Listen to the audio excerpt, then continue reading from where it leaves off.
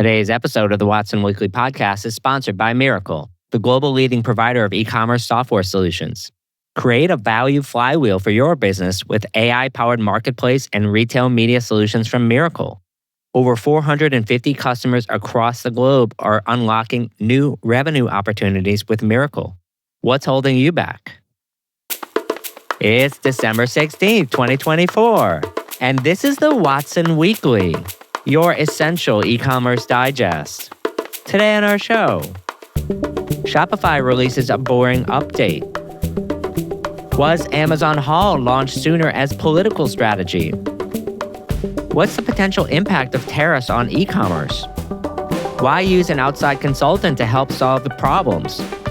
And finally, the Investor Minute, which contains 5 items this week from the world of venture capital, acquisitions, and IPOs.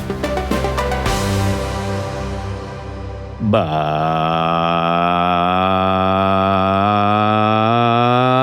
first, in your shopping cart full of news, Shopify releases a boring update. Shopify completed one of its biannual editions releases this past week and call it their boring update since, according to them, they didn't release any major new features. Of course, that's not true, but it's fun theater regardless, and it was complete with some interesting AI-generated videos that were quite humorous. The edition started with product leader of Shopify, Glenn Coates, speaking about how he used to be frustrated setting up games for his PC until Nintendo came around and made everything easier. That was an analogy to how Shopify could become if it didn't do these boring updates. Somehow, this is related to enterprise software. Besides the clever AI videos, there are a few things to like in the update. Faster APIs and cart, updates to add more existing features to more countries. POS in France feels big to me. Draft order improvements, more checkout blocks and apps across order status and order confirmation. Thank you. Unified fulfillment logic and ship to store.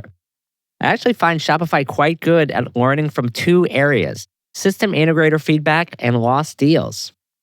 In terms of my analysis of the edition, there are a few areas where I have questions, but kind of asking for a friend. First question is, how often was our cart slow before this update? And second, there are quite a number of built for Shopify requirements that were added to this edition that are going to roll out toward the end of next year. Is built for Shopify getting too difficult? It seems to require almost an entire app redesign and seems more like a power move than an ecosystem-friendly move. For B2B industrial and scientific customers, which admittedly is still a nascent category for Shopify, my first question is, why are all my updates buried under this wholesale category? That's not how I think about my business. This feels like an example of Conway's Law in effect at Shopify. 2, how do you think about B2B assemblies, bill of materials, fitment, all these types of things? Are they core or partner going forward? And finally, what CRM would you recommend I integrate for B2B with Shopify?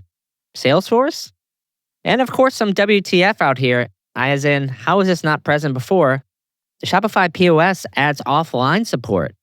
I guess retailers didn't exist before Wi-Fi? And then, actually, I have a few existential questions for Shopify too. First is, does Shopify have too many developers for its own good? How will they know when to stop and reallocate versus overbuild a particular feature? Second, why does Shopify have a marketing R&D team at all in a world where there are 1,000+ marketing apps out there? Which maybe could be related to the last question. And 3, when will Shop app revenue be broken out? As we sit here in 2024, we have enterprise companies who might wonder if they are stuck in the middle with Shopify. And there are 3 fundamental changes that I think must be made that seem to be somewhat ignored on purpose. First is, how do we unbundle Stripe from Shop Pay? And second, why is it so damn complicated to use Adyen or Braintree with a full suite of Shop Pay features? Third, this is one I have a personal axe to grind on, is like, release our staging environment from captivity. Freedom for all. And finally, especially if you're an enterprise, tell us what Shop App is doing for us. If you're a marketplace, please advertise it more to consumers. If you're not a marketplace, why should I invest in it versus my own app? And just curious, also kind of asking for a friend here, I've not seen Shopify publish what is its definition of enterprise. Here's to 2025. I think I wrote about some of these topics over the last couple of years, and we're always going to find new things to chat about here.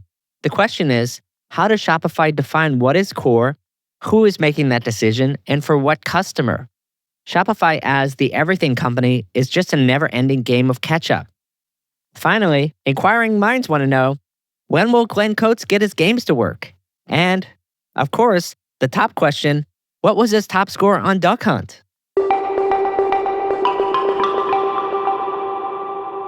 Our second story. Was Amazon Haul launched as political strategy sooner? As early as June in 2024, we heard rumblings about a low-cost store on Amazon.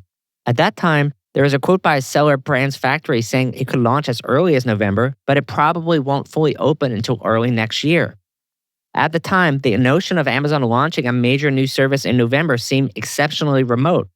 Who the hell launches in the middle of Q4? Especially Amazon. It takes time to build an initial consumer-ready version of service at Amazon scale. A few events seem to have intervened. First, on October 21st, Amazon launched its holiday beauty haul. Perhaps they were soft launching the haul name to see how consumers responded. Little did we know how quickly more hauls were to come. And second, November 5th, 2024. Does that date sound familiar? Trump wins the election.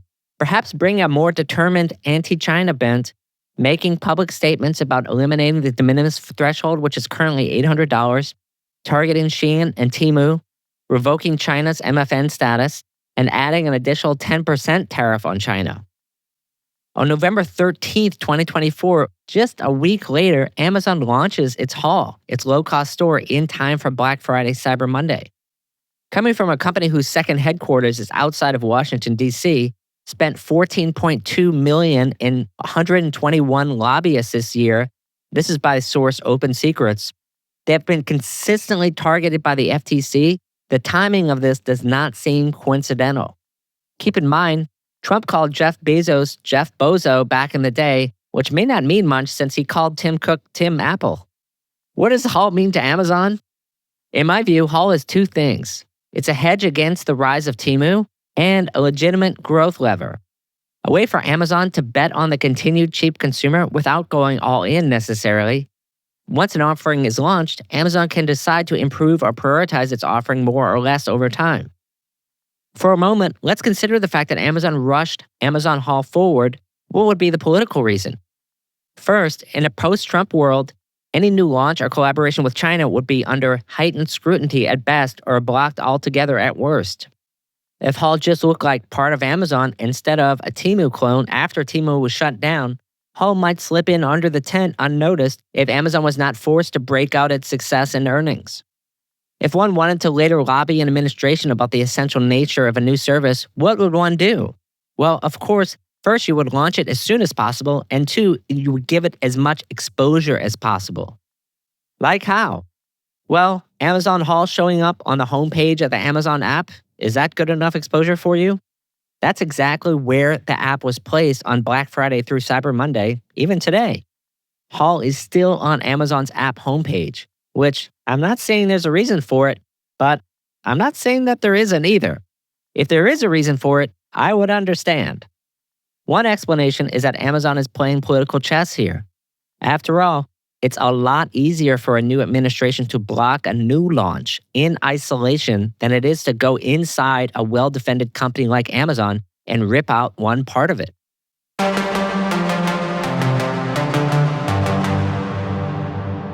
Our third story. What is the potential impact of tariffs on e-commerce? Probably the most common question I'm being asked these days is clearly about impending tariffs. The impacts, I think, have two categories of consequences: threatened and reality. Threatened are what people think might happen, what politicians say and do on social media, talk about it on the news, bluster about, etc., but not an actual policy change. The reality is real tariffs, not just promised, but actually approved or at least scheduled, if not active. Let's talk about threatened for a moment. Perceived impact will almost certainly be greater than the real impact. Trump has a history of using threats to achieve his aims, which prevents the need for further action. Still, brands must act as if. As in, they must act as if the tariffs or other penalties or blockages could be implemented. Second is reality. In reality, the president does have the power to change tariffs as we saw in the last administration, particularly in matters of safety and national security, which of course is the claim with some countries in particular, either based on the country of origin or industry like AI or defense. Some of the impacts that I think will come will be one, escalating trade wars between nations. Tariffs beget other tariffs, and tariffs provoke escalation, investigations, lawsuits, sanctions, etc. The efforts can be hard to predict. China, for instance, just signaled an antitrust investigation into a recent NVIDIA acquisition, just one example. Two is trade lanes changing. The global supply chain, as we learned during COVID, is an immensely complex beast. When one shipping lane is limited, it puts strain on other lanes, which are often completely unprepared to handle the new demand. That can lead to delays and shortages, regardless if the tariffs or impacts are perceived or real. Three is increasing supply chain diversification. The trend which COVID accelerated could continue to accelerate. Backup suppliers will be sought for any critical material which goes into the production of other materials. In the event that a trade war results in cutting off materials entirely from a supply chain. Fourth is I expect to see de minimis and Section 321 enforcement changes. The current Biden administration was already on the path to changing these rules, but it's safe to say even stricter rules may be in the offing. 5. Increased HTS classification and reporting requirements. HTS is a unique 10-digit number used to classify goods. There's some other questions I have that I often get. What do I think Trump's ultimate aim is? Really nothing short of turning America into the world's greatest manufacturer, or at least eliminating some of the imbalance between America, the second biggest manufacturer, and China. Perhaps more importantly, reducing or eliminating dependence on China, especially with regards to critical industries. How do I think this will all be justified? Primarily in the name of national security, preventing the flow of illegal goods, and national self-sufficiency. Of course, I'm in no position to evaluate these claims, but frankly, neither is anyone else at the moment. And our last story. Why use an outside consultant to help solve a problem? A common question that gets asked of consultants is, why should I hire an outsider? You don't know my business. While this is a common question, here are the top answers I do repeat to potential clients. First is an independent outsider's perspective. Consultants often have a lot of experience seeing through conflicting internal and external opinions present regarding important decisions. A fresh outsider's perspective can often see old problems in new ways, highlight gaps or inadequacies, and identify the best path forward while challenging traditional methods, or that's the way we've always done it. Second is practice expertise in digital transformation. Most consultants make tough decisions like how to shape up an existing business, make a major new platform or partner decision, or create new streams of revenue many times a year, whereas most companies only attempt this type of transformation every 5 to 10 years. Practice makes perfect. 3 is an extensive commerce industry network. Consultants can have vast networks that include industry leaders and executives, enhancing their ability to connect you with the right resources and solutions, increasing the likelihood that you will make the decision right the first time. There are few companies or providers that would not answer a call I would place a LinkedIn message even without a prior relationship. 60,000 Watsonian followers does come in handy.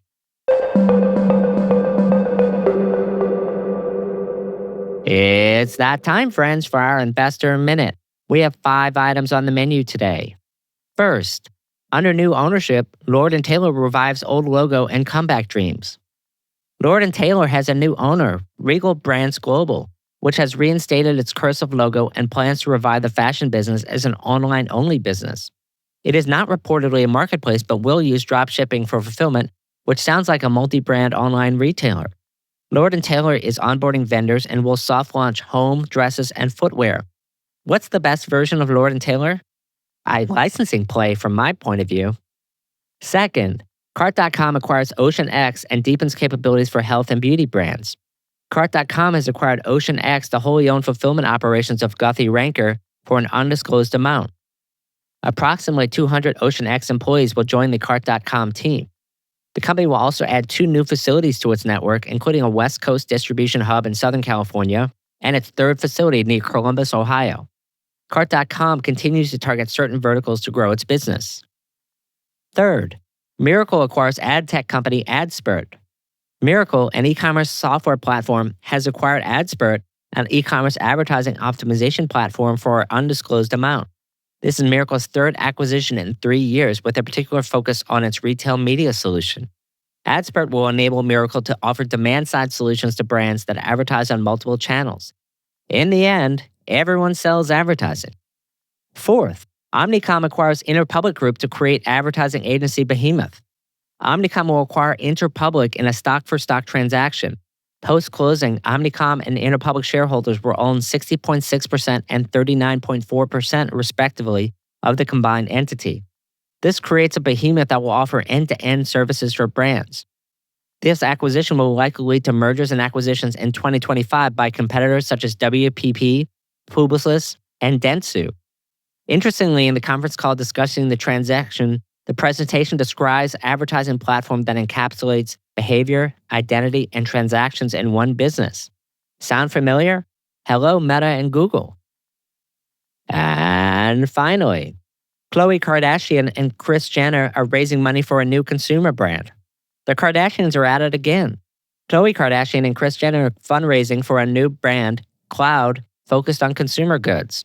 The company has filed trademarks for popcorn, granola, and protein-based products. We've seen entrepreneurs enter the better-for-you snack sector in 2024, so it makes a lot of sense for the Kardashians to enter this space to use their popularity to sell consumer goods in hot sectors. And today's final word of the week for December 16th, 2024 is Spindrift. If you haven't heard, rumor has it that Spindrift, the popular fizzy water with different flavors, is for sale and is nearing a private equity acquisition of a whopping $650 million. $650 million for water. That's some freaking expensive flavored water. But cheers to them, because they only raised $70 million building the company. And I would say this is the model for the next 5 to 10 years. Raise little, exit big. Did you know that RMW Commerce has a brand new podcast? Check out the Watson Weekend for an unfiltered and lively e-commerce chat each week with me, Rick Watson, my co-host Jess Luseski, and an array of interesting guests and topics, all focused on e-commerce. You can find the Watson Weekend by searching for it on iTunes, Spotify, or YouTube. That's all for this week. Till next time, Watsonians. Hi, I'm Rick Watson, CEO and founder of RMW Commerce Consulting and host of the Watson Weekly Podcast, your essential e-commerce digest. Our production partner for this series is Citizen Race Car. The show is produced by Jose Baez. To hear new episodes of the show every Monday morning, subscribe now at rmwcommerce.com/Watson Weekly and wherever you get your podcasts.